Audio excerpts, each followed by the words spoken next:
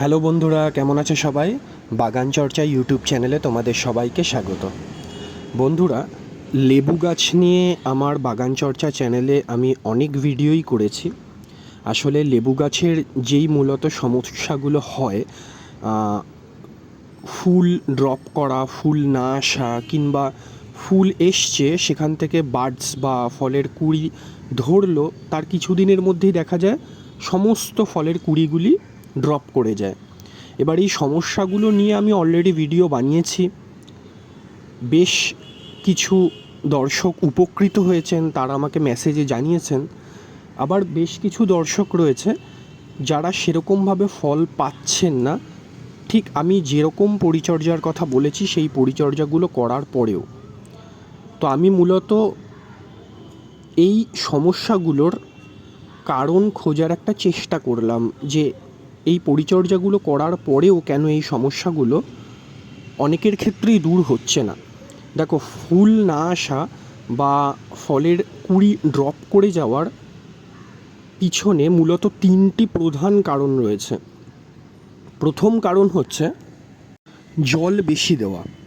বন্ধুরা, ফুল আসার আগে যদি লেবু গাছে প্রচুর পরিমাণে জল দেওয়া হয় তাহলে কিন্তু লেবু গাছে ফুল আসতে চায় না, শুধুমাত্র কাণ্ড ডালপালাই বৃদ্ধি হয়। সেই জন্য ফুল আসার আগের অবস্থায় কিন্তু গাছে বেশি পরিমাণ জল দেওয়া যাবে না। মাটি বেশিরভাগ সময় একটু টাইট এবং শুকনো রাখতে হবে, তবেই কিন্তু লেবু গাছে ফুল আসবে। আবার বেশি শুকনো রাখলে বা একদমই জল কম দিলে কিন্তু গাছের ক্ষতি হবে। এই জন্য এই ব্যালেন্সটা কিন্তু খুব জরুরি জিনিস, সেটা আপনাদের বুঝতে হবে যে কতটুকু জল দেব আর কতটা মাটি শুকনো রাখতে পারবো। এবার দেখা যাক, ফুল চলে আসলো, তারপরে আমরা কীরকমভাবে পরিচর্যাটা করব। ফুল আসার পরে কিন্তু আমরা এই জল দেওয়ার প্রবণতাটা অল্প অল্প করে বাড়াবো। খুব বেশি জল কিন্তু তখনও দেওয়া যাবে না, কিন্তু মাটির মধ্যে যাতে নমনীয়তা বজায় থাকে। মাটির নমনীয়তা যদি বজায় না থাকে বা ওই ভেজা ভেজা ভাবটা, ময়েশ্চারটা যদি না থাকে, তাহলে কিন্তু ফুলের কুঁড়ি ড্রপ করে যেতে বাধ্য। আপ টু ফলের গুটি ধরা পর্যন্ত মাটির ময়েশ্চার কিন্তু বজায় রাখতেই হবে।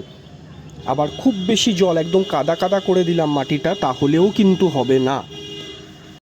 গাছ সারাদিন রোদে রাখতে হবে, বৃষ্টিতে ভেজাতে হবে।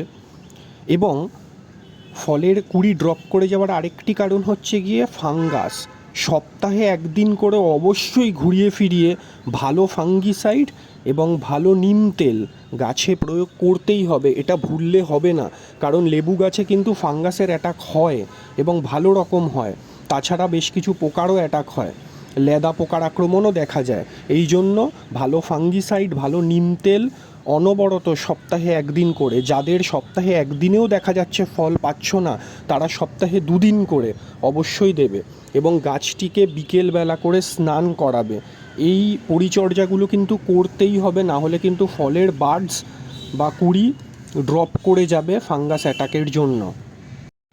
কুঁড়ি ধরার আগে পর্যন্ত, মানে কুঁড়ি ধরা পর্যন্ত 15 দিনে একবার মিরাকুলান ভিটামিন লেবু গাছে প্রয়োগ করতে হবে।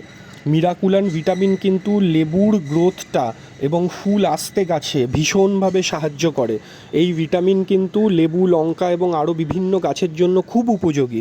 এই জন্য মিরাকুলান ভিটামিন কিন্তু লেবু গাছে প্রয়োগ করতে হবে। চতুর্থত, এই ফুলের কুঁড়ি এবং ফল ধরে রাখতে গাছে সাহায্য করে পটাশ। এই জন্য লাল পটাশ পরিমিত পরিমাণে, আমার অন্যান্য ভিডিওগুলো দেখো, পরিমাণটা বুঝে যাবে, পরিমিত পরিমাণে ব্যবহার করতে হবে। যারা লাল পটাশ ব্যবহার করবে না তারা 0050 অর্থাৎ সাদা পটাশ জলে গুলে গাছে প্রয়োগ করতে হবে বা স্নান করিয়ে দিতে হবে। তবেই কিন্তু গাছের ফুল এবং ফল গাছে ধরে থাকবে, পড়বে না। এবং সর্বোপরি লেবু গাছে চুনের ব্যবহার জানতে হবে। চুন কিন্তু লেবু গাছের জন্য অত্যন্ত উপযোগী। কিভাবে কতটা পরিমাণে ব্যবহার করতে হবে সেগুলো নিয়ে আমার ভিডিও রয়েছে অলরেডি। এবং লেবু গাছে ঠিক যেইভাবে যেই খাবার যেই পরিমাণে দিতে বলা হয়েছে সেরকমভাবে দিতে হবে। অবশ্যই লেবু গাছের কাটাই ছাঁটাইও কিন্তু খুব ইম্পর্টেন্ট। কোন সময় কাটাই ছাঁটাই করতে হবে সেটা একটু আমার অন্যান্য ভিডিও থেকে দেখে নাও বন্ধুরা।